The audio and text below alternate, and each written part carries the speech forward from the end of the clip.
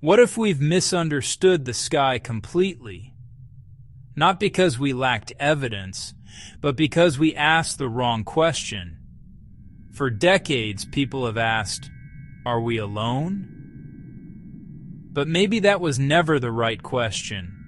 Maybe the real question is far more uncomfortable. What if we are not being visited by strangers, but by survivors? Across cultures, decades, continents, the descriptions barely change. Humanoid, large cranium, thin frame, black, reflective eyes.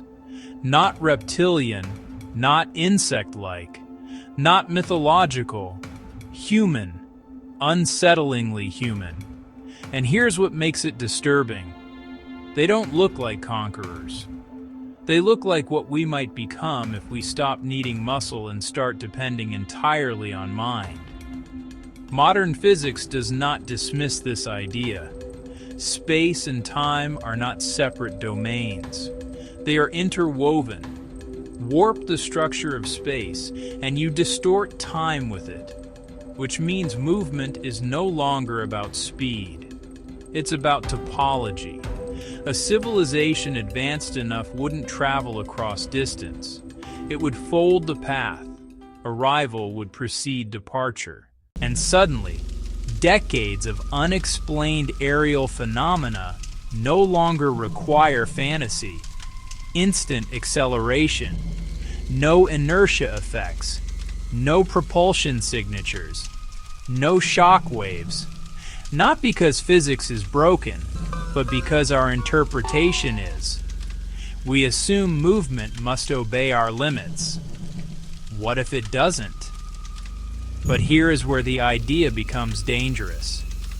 If such craft exist, they cannot be controlled with switches. At the quantum level, observation influences outcome. Consciousness is not an illusion layered on top of matter. It interacts.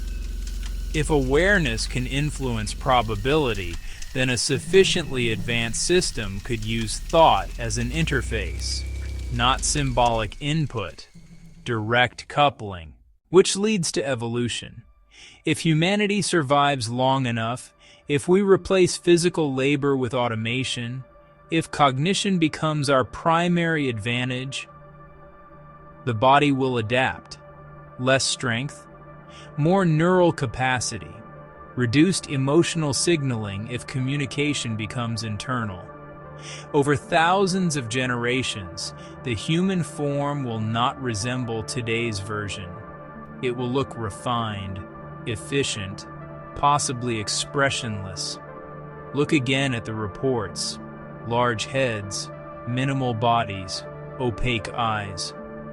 Does that resemble invaders from a distant galaxy? Or descendants shaped by technological dependency? But here's the fracture in the theory. If they are future humans, why not step forward? Why not correct us? Why allow wars? Extinction threats?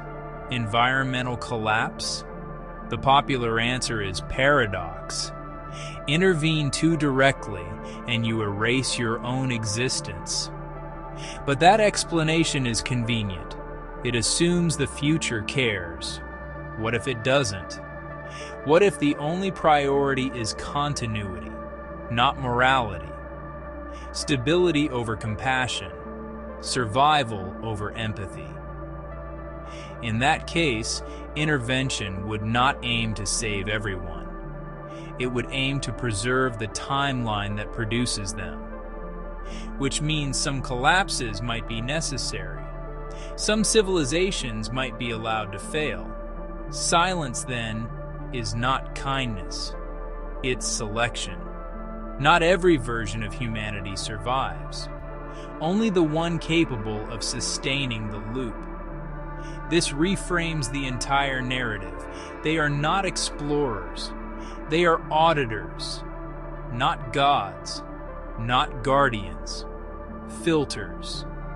If the timeline destabilizes beyond repair, they would not fix it. They would abandon it. and move to another branch. This is where the idea becomes truly uncomfortable, because it removes the fantasy of rescue. There is no cavalry, no cosmic parent stepping in. If this theory is false, it remains a fascinating philosophical exercise. But if it is true, then the lights in the sky are not announcing first contact. They are measuring continuity. And the question is no longer, are we alone? The question becomes, are we the version of humanity that deserves to continue? Because somewhere, in a future we haven't reached yet, someone may already know the answer.